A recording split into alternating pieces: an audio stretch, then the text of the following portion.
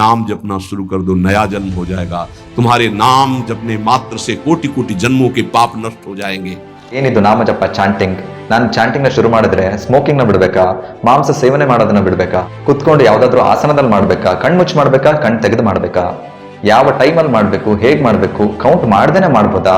ಈ ತರ ಪ್ರಶ್ನೆಗಳು ನಿಮ್ಮ ಹತ್ರ ಇದ್ರೆ ಈ ವಿಡಿಯೋ ಸಂಪೂರ್ಣವಾಗಿ ನಿಮಗೆ ಆನ್ಸರ್ ಮಾಡುತ್ತೆ. ನಿಮ್ಗೆ ನಾಮಜಪದ ಬಗ್ಗೆ ಒಂದು ಡೌಟ್ ಬರ್ದಿರೋ ಹಾಗೆ ಈ ವಿಡಿಯೋದಲ್ಲಿ ಕವರ್ ಮಾಡ್ತಾ ಹೋಗ್ತೀನಿ. ಒಂದು ಪಾಯಿಂಟ್ ಕೂಡ ಸ್ಕಿಪ್ ಮಾಡಬೇಡಿ, ಯಾಕಂತಂದ್ರೆ ಎಲ್ಲದೂ ಕೂಡ ಕನೆಕ್ಟೆಡ್ ಆಗಿದೆ.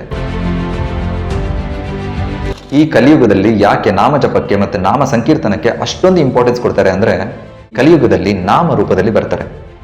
ಅಂದ್ರೆ ಇದು ಶಬ್ದದ ರೂಪ. ಪುರಂದರದಾಸರು ಹೇಳ್ತಾರೆ, ನಾ ಡೊಂಕಾದರೇನು ನಿನ್ನ ನಾಮ ಡೊಂಕೆ ವಿಠಲ ಅಂತ.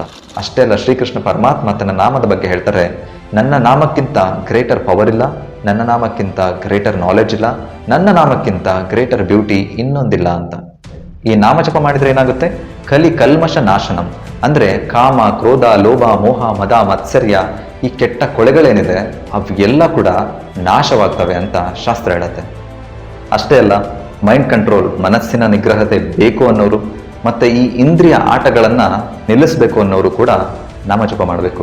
ಇದನ್ನ ಕಂಬೈನ್ ಮಾಡಿ ದಾಸರು ಹೇಳ್ತಾರೆ, ನರಜನ್ಮ ಬಂದಾಗ ನಾಲಿಗೆ ಇರುವಾಗ ಕೃಷ್ಣ ಎನಬಾರದೆ ಅಂತ. ಅಂದ್ರೆ ಲಿಟರಲಿ ಯಾರಿಗೆಲ್ಲ ನಾಲಿಗೆ ಇದೆ ಅವ್ರಿಗೆಲ್ಲ ಕೂಡ ಜಪ ಮಾಡಲೇಬೇಕು. ಈಗ action plan, step by step ಯಾವ ರೀತಿ ಜಪ ಮಾಡೋದು, ಯಾವ ಮಂತ್ರವನ್ನು ಜಪ ಮಾಡಬೇಕು, ಹೇಗೆ ಮಾಡಬೇಕು ಎಲ್ಲದನ್ನು ಕಲಿತಾ ಹೋಗೋಣ ಬನ್ನಿ.